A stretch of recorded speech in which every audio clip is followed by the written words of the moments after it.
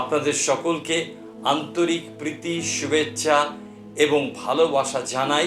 আজকের এই পিতৃ দিবস উপলক্ষে প্রত্যেক বাবাকে আমি বিশেষ শুভেচ্ছা জানাচ্ছি। মনে রাখবো যে পিতারা হচ্ছেন পরিবারের মস্তক। এইটাই আমাদেরকে শিক্ষা দেয় ঈশ্বরের বাক্য। আমি একটা প্রশ্ন দিয়ে আজকে শুরু করতে চাই। আপনার সন্তান কি আপনাকে একজন সফল মানুষ হিসাবে দেখে, নাকি একজন ঈশ্বর ভীরু মানুষ হিসাবে দেখে? জানেন, একজন স্কুল শিক্ষক একটা ছেলেকে জিজ্ঞাসা করলেন, তোমার নায়ক কে? ছেলেটি উত্তর দিল, আমার বাবা। শিক্ষক বললেন, তিনি কি খুব ধনী, অনেক অর্থ উপার্জন করে তোমাদের জন্য? ছেলেটি বলল, না, কিন্তু তিনি প্রতিদিন ঈশ্বরের সঙ্গে কথা বলেন এবং সবাইকে সাহায্য করেন। বাবা আমাদেরকে ধনী করেননি, কিন্তু তিনি আমাদের ঈশ্বরের পথে চলতে শিখিয়েছেন।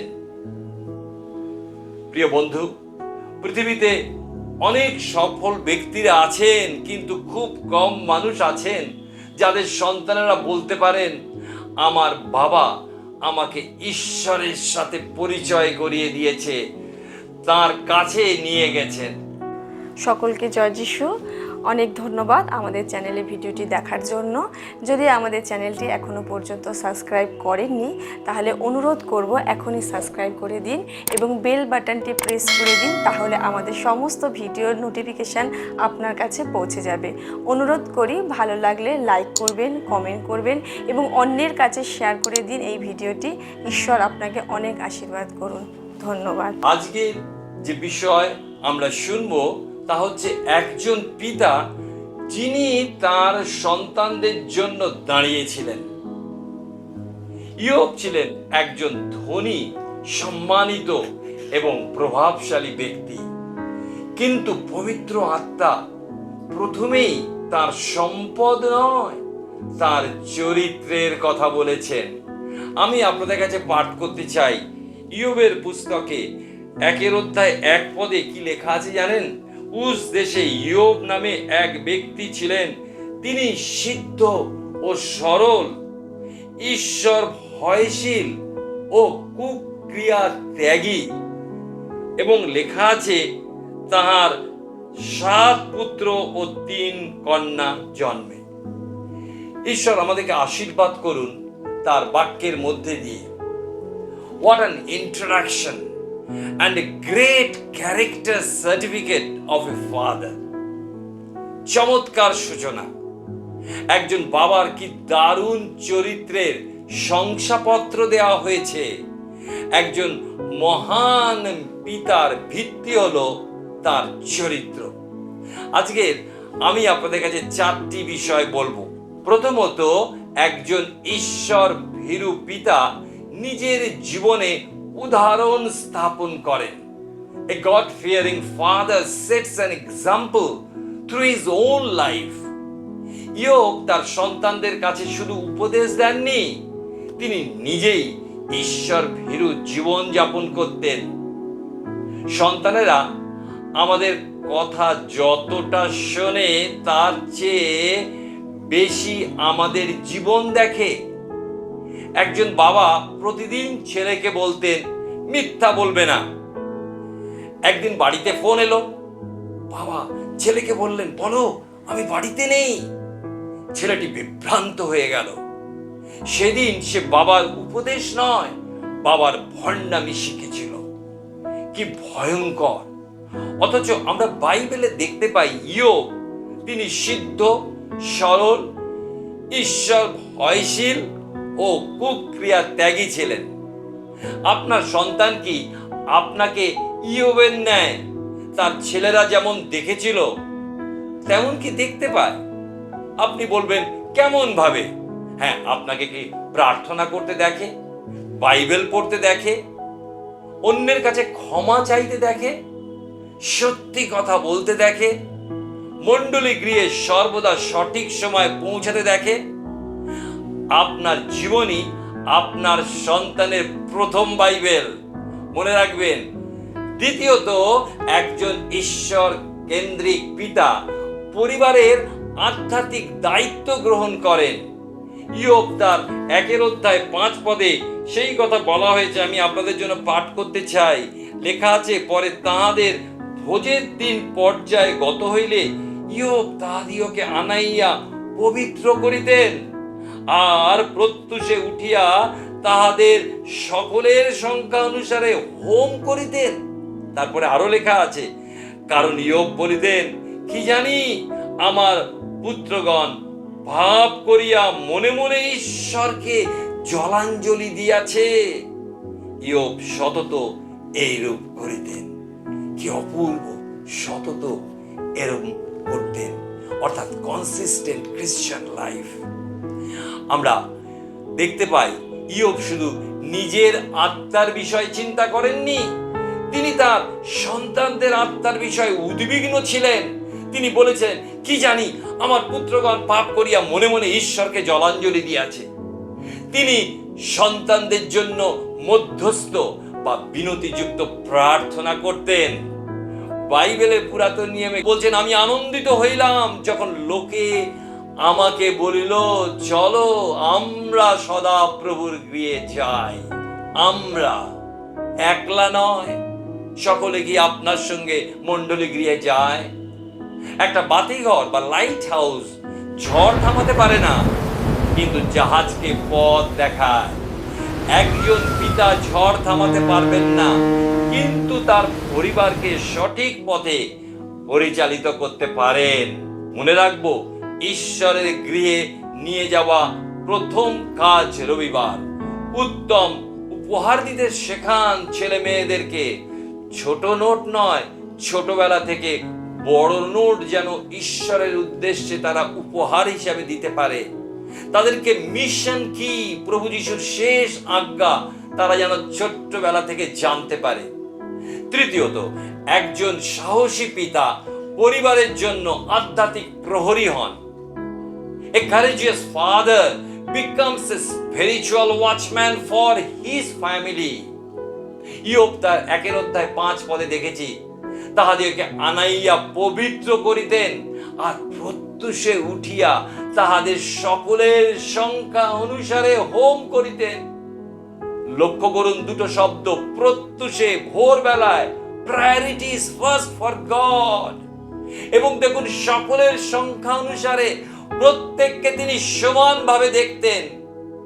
ছেলে বা মেয়ের মধ্যে কোনো তফাৎ তিনি করেননি, সকলকে তিনি গুরুত্ব দিয়েছিলেন। তিনি আগেই ব্যবস্থা নিতেন, তিনি অপেক্ষা করতেন না যে সন্তানেরা বিপথে যাবে তারপর কিছু করবেন। তিনি আগে থেকেই আত্মিক প্রহরী হিসাবে দাঁড়িয়েছিলেন। মনে করুন, একটা শহরের প্রহরী যদি ঘুমিয়ে পড়ে, শত্রু কি করবে? সহজেই ঢুকে পড়বে। আজ অনেক পরিবার ভেঙে যাচ্ছে, কারণ আধ্যাত্মিক প্রহরীরা ঘুমিয়ে পড়েছেন। মণ্ডলীতে আজকের আমরা দেখতে পাই মহিলাদের সংখ্যা বেড়ে যাচ্ছে। মানে কি? প্রহরীরা কি ঘুমাচ্ছেন? পিতারা, একটু চিন্তা করি, আপনার বাড়িতে কি প্রবেশ করছে খেয়াল রাখুন। সন্তানদের বন্ধু, তারা কোন মিডিয়া ব্যবহার করছে, মোবাইল ব্যবহারের বিষয়ে সচেতন থাকুন। এই বিষয়ে ধ্রুব রাঠি বড় সুন্দর কথা বলেছেন। ছোটবেলা থেকে যখন আমরা ছেলে মেয়েদেরকে ওই মোবাইল দিয়ে তাদেরকে খাবার জন্য তাদেরকে বাধ্য করি, এইগুলো বড় ভয়ঙ্কর। তারা এমন চরিত্র তৈরি করছে, তাদের বুদ্ধি নাশ হচ্ছে এবং তাদের স্বভাবের বড় পরিবর্তন ঘটছে এবং তাদের চিন্তাধারা আজকের কমে যাচ্ছে। তাই জন্য আমি আপনাকে বলতে চাই, আমরা শুধু অর্থ উপার্জন নয়, কিন্তু আত্মিক নেতৃত্ব যেন আমরা দিতে পারি আমাদের ছেলে মেয়েদের জন্য। আমরা 3টে বিষয় দেখেছি। একজন ঈশ্বর ভীরু পিতা নিজের জীবনে একটা উদাহরণ স্থাপন করেন। দ্বিতীয় দেখলাম, একজন ঈশ্বর কেন্দ্রিক পিতা পরিবারের আধ্যাত্মিক দায়িত্ব গ্রহণ করেন। এবং তৃতীয়ত দেখলাম, একজন সাহসী পিতা পরিবারের জন্য আধ্যাত্মিক প্রহরী হন। চতুর্থ এবং শেষ বিষয় বলবো, একজন সত্যিকারের পিতা ঈশ্বরের কাছে তার পরিবারকে সমর্পণ করে, যা আমরা 1:5 দেখেছি ইয়োবের পুস্তকে। ইয়োব জানতেন তিনি সন্তানদের সব সময় রক্ষা করতে পারবেন না, সব সময় চোখে চোখে রাখতে পারবেন না, তারা কখন কি করে। তাই তিনি কি করেছিলেন, তাদের ঈশ্বরের হাতে সমর্পণ করতেন। একজন পিতা সন্তানের হাত কিছু দূর পর্যন্ত ধরতে পারেন, কিন্তু ঈশ্বর সারা জীবন ধরে রাখতে পারেন। ছোট্টবেলা ছেলেমেয়েরা বাবা মার হাত ধরে হাঁটতে চায়, একটু বড় হয়ে গেলে তারা আর চায় না।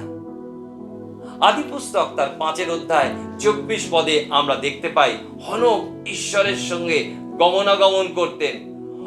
হনক সম্পর্কে বলা হয়নি যে তিনি বড় শহর নির্মাণ করেছিলেন, তিনি বিশাল সম্পদ অর্জন করেছিলেন বা বিখ্যাত নেতা ছিলেন। তার পরিচয় ছিল তিনি ঈশ্বরের সঙ্গে চলতেন। ঈশ্বর আজও আমাদের সাফল্যের চেয়ে আমাদের সম্পর্ককে বেশি গুরুত্ব দেন। অনেকেই ঈশ্বরের জন্য কাজ করেন, কিন্তু খুব কম লোক ঈশ্বরের সঙ্গে চলেন। একটা শিশুর কাছে বাবার দেওয়া উপহার যত না মূল্যবান হোক, বাবার হাত ধরে হাঁটা তার কাছে আরো মূল্যবান। ঈশ্বরও চান আমরা শুধু তার আশীর্বাদ নয়, তার সঙ্গ আমরা উপভোগ করি। আমি কি শুধু রবিবার ঈশ্বরকে খুঁজি, নাকি প্রতিদিন তার সঙ্গে চলি? এই প্রশ্ন নিজেদের করা উচিত। ঈশ্বরের সঙ্গে গমনাগমন একটা ধারাবাহিক জীবনযাত্রার ছবি, কনসিস্টেন্ট ফ্যামিলি লাইফ। হনক এমন এক যুগে বাস করতেন যখন পৃথিবী ক্রমশ পাপপূর্ণ হয়ে উঠছিল, তবুও তিনি ঈশ্বরের সঙ্গে চলেছিলেন। কাদা জলের মধ্যে পদ্ম ফুল ফুটলেও কাদা তার সৌন্দর্য নষ্ট করতে পারে না। একজন বিশ্বাসীও পৃথিবীতে বাস করেন, কিন্তু পৃথিবী তার হৃদয়কে নিয়ন্ত্রণ করতে পারে না। ঈশ্বরের সঙ্গে চলা মানে প্রতিদিন বিশ্বাসে বেঁচে থাকা।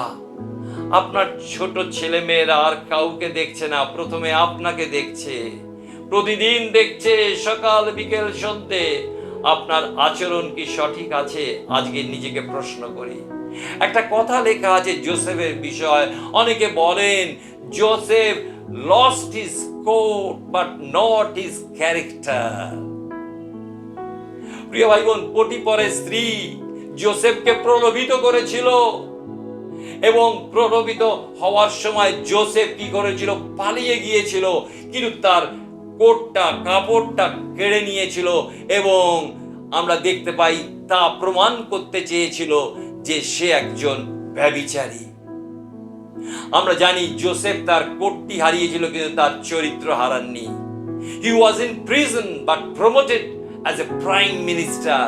মানুষ তাকে কারাগারে পাঠিয়েছিল, কিন্তু ঈশ্বর তাকে মিশরের প্রধানমন্ত্রী পদে উন্নীত করেছিলেন। প্রিয় ভাই ও বোন, একজন পিতা তার মেয়েকে বিমানবন্দরে বিদায় দিচ্ছিলেন।